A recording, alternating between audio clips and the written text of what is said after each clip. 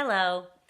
I want to talk about the people that are still, but I love him. You don't understand. I know all this what you're telling me, but I have to go back to him if he comes back to me, and I hope every day that he comes back to me, and I love him, and there's nobody else for me but him.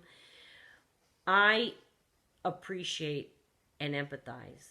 Any single victim of narcissistic abuse empathizes. We've all been there, and it is a nearly impossible, hopeless state. Yeah? And the reason that it is because the love stage was so intense. And a lot of what they did, the mirroring that you read about and you hear about, they mirrored your likes and dislikes to make you love them. And that's a very powerful tool. If you think about people in your life that you have, you might be closer to one cousin over another cousin because you both had the same taste in music when you were younger and you grew old together. You might be friends with somebody because you have the same ideologies and moral code and value system. You might be friends with somebody in your work, a coworker, because you had things in common with that person. They mirror your likes and dislikes, but I want to tell you something. They know the whole time that they are going to blow it up. So I want you to picture when you were in the phase of them making you fall in love with them. Picture if they said like a PS after every single nice thing they said to you. Like, "Ooh, I worship the ground you walk on. I want to be with you forever. PS, I'm going to blow it up next week, just so you know." Or, "I want to grow old with you. I can picture our lives together." All this stuff. P.S. I've been grooming other people online because my intention is to cheat on you next week. And, oh, by the way, I'm going to lie about it and make you nuts and make you think you're crazy. What can I do for you today, you beautiful queen? And whatever they is that they said to you, I want you to picture after that. P.S. I'm going to triangulate you, make you jealous, and cause you pain and say mean things because I want to see you claw your way, trying to get back to the guy that I was.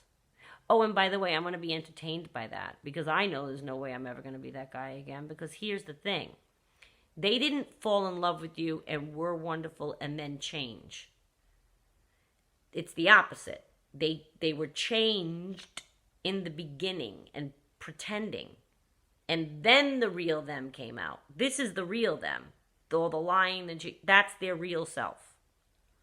So they know they were never that guy. And they know you're going to go nuts to get back to that guy. And they like to see that because now, first of all, it's a control that they have over you. And second of all, it kind of distracts them for a little while. The toy that they found in us is a distraction for them, for their own lives, which probably have a lot of misery in it. If you look at the surrounding circumstances of a narcissist, they can't possibly be genuinely happy. So I want you to think about he knew the whole time. He knew the whole time. He knew before he met you. He knew that the next person he met, he knows his pattern. He can look at his, I say he, that's my pronoun. You use whatever pronoun you want. They didn't fall in love, really. You did. Of course you did.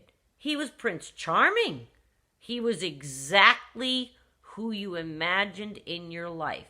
He's who you prayed for. He's who you thought about. He's who you imagined. He became that on purpose.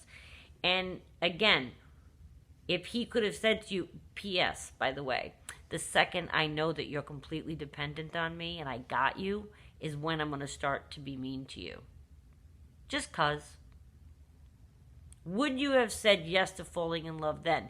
If after every single love bomb thing that they did or said, they said a sentence of honesty with their intentions, would you have said, "Oh yeah, this sounds good, let me continue on this ride"? You would have said, "Oh my God, get out of here, you psycho." Think of that. Because I know it's hard. And I cry when I hear somebody, "I'm so in love, you don't understand. I'm going to go back to him. I'm weak. I can't help myself." I get it. I have friends. We've all been through things together. I took to the bed. I have a girlfriend who took to the bed when she dated her narcissist. He did, it can be really something. You can hibernate and you can want to not talk to anybody and you're just shocked and you can't believe it happened. And I just don't understand. What do you mean he doesn't love me? He has to. You had to see the way he was. It was a performance. Think of a character in a movie or a TV show that you just love, okay? Whoever it is, I just love him in that movie. That's who I want. That's Prince Charming. That's a performance in that movie or in that TV show. That's a performance. It's the same level of performing. It's an act. They pretend. So they didn't fall in love and then change. Oh, but he was so wonderful in the beginning. That was the change. They changed themselves to be this to make you fall in love with them. Then their mask came off and now you're seeing the real person.